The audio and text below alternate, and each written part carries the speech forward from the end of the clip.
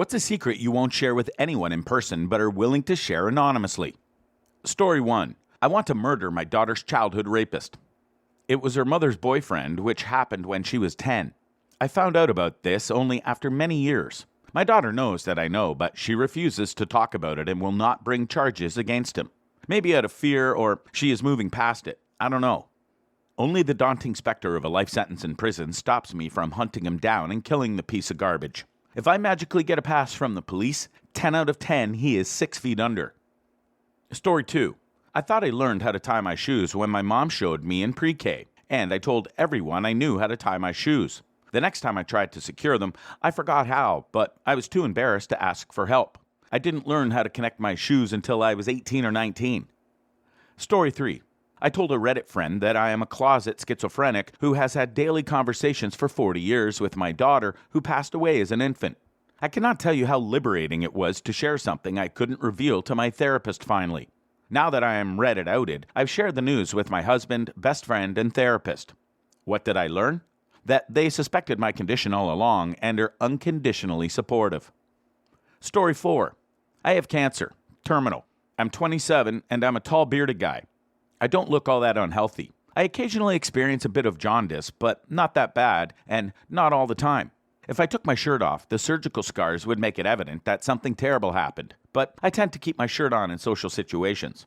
So far, over 5.5 years of being a cancer patient, 23 people, I've kept count, have accused me of lying. And then, I'm not counting people who say, "But you don't look sick," in surprise. I only trust those who tell me I'm lying.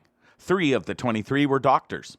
People are shitty sometimes. Ignore the shitty people and embrace the good ones. Story 5.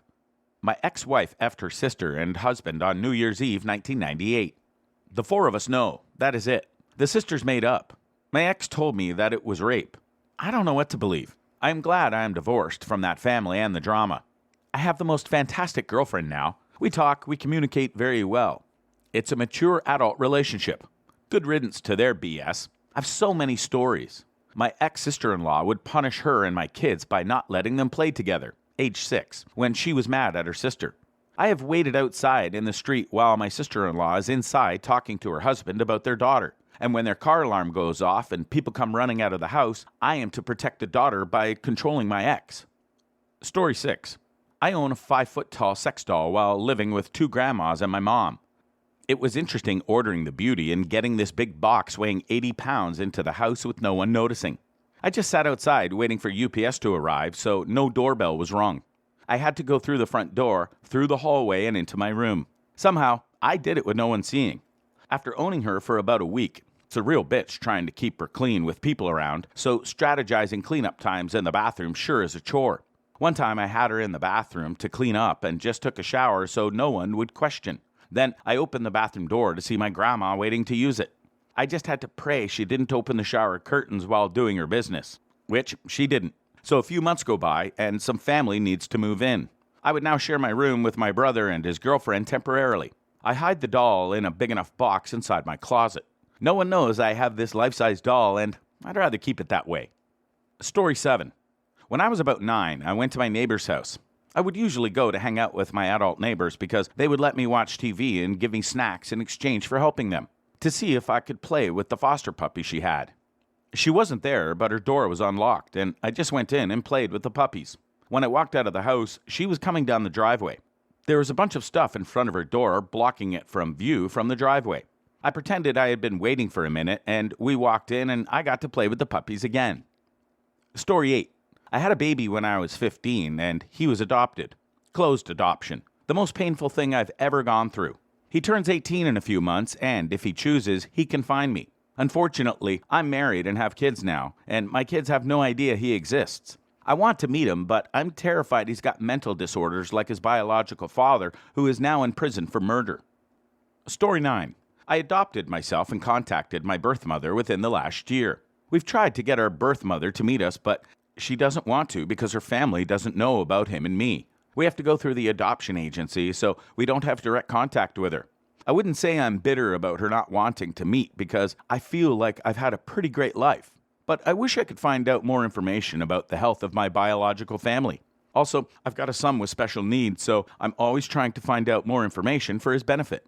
I didn't start to want to meet her until he was born, so I was 28. So your son might not decide to do it as soon as he turns 18, but I can't imagine him not ever having any interest in finding out more information about you eventually. Story 10. One time, my wife and I got drunk. The scallops she ate weren't sitting well, so she went to sit on the floor of a hot shower. I joined her, and we were just sitting there hugging, and she suddenly pukes all over me. Not too bad, as we were in the rain anyway. A little later, she has to pee, and since neither of us wants to move, I tell her to go. So, she does. On me. Story 11. I'm terrified of death. I'll remember that I will die someday and have a panic attack. It's been happening on and off since I was a child, and the first ones were around Christmas. So now I wouldn't say I like it. No one but my close friends know, and it sucks because everyone I talk to a therapist about it writes it off as something else, like being afraid of growing up. Dude, no, I just told you it's death. Now that I'm single, I'm finding these panics harder to manage. I don't know what to do. Story 12. I've told my husband, and my mom knows, but nobody else. When I was 7, I pooped the bed in the middle of the night, just like a perfect log in my underwear. I was scared of getting in trouble, so I threw my underwear and shit behind the dresser in my bedroom and promptly forgot that I did. My mom found it 2 weeks later. Story 13. I'm lonely, and I have been for years since high school. I joined the military, am attending school in a different state, and have joined several clubs. Despite all of this, I have no friends here or back home, and everyone I know thinks I have a lot. Also, I regularly have threesomes with a woman and her husband who are 20 plus years older than I am. Story 14. I have a fleshlight buried deep in my closet. I haven't used it for years. When I did use it, I used to shove it in the opening of a filled laundry bag so I would be effing something with heft and mass. I had some very lonely times in college, which helped me through it. I'm too hesitant to throw it away because I don't want someone to find it. I know that the one day I throw it away, there will be a freak storm or flood that blows the trash can over and spills it all over the street, or the garbage bag will rip, or it will bounce out of the garbage truck and into the street. So it sits in my closet until I die, and my family has to discover it. Story 15. About a year and a half ago, my fiancé was killed in a rollover accident. I tried to kill myself. Nothing seemed worth it. I couldn't eat, and I couldn't sleep. I sat outside my house and chain smoked while drinking whiskey for months and nothing else. I hated seeing people happy because I was half a person, incomplete and broken, and all these people were capable of smiling and I could do nothing but cry.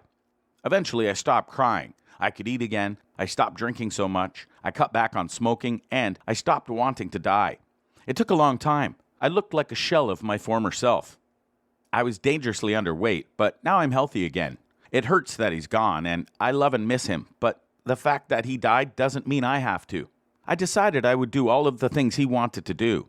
It started that I was going to wait to kill myself until after I finished getting a tattoo he always wanted and going to a show he had bought tickets for. All of his memorial services and benefit concerts were over. By the time I did all that, I didn't want to die anymore. I tried to make him proud. I wanted to live for him, to keep going because that's what I would like him to do. It helps if you think about what they would want. For example, did they want you to be happy? If the answer is yes, you must keep going through the days until you don't wish to die anymore. It's one step at a time.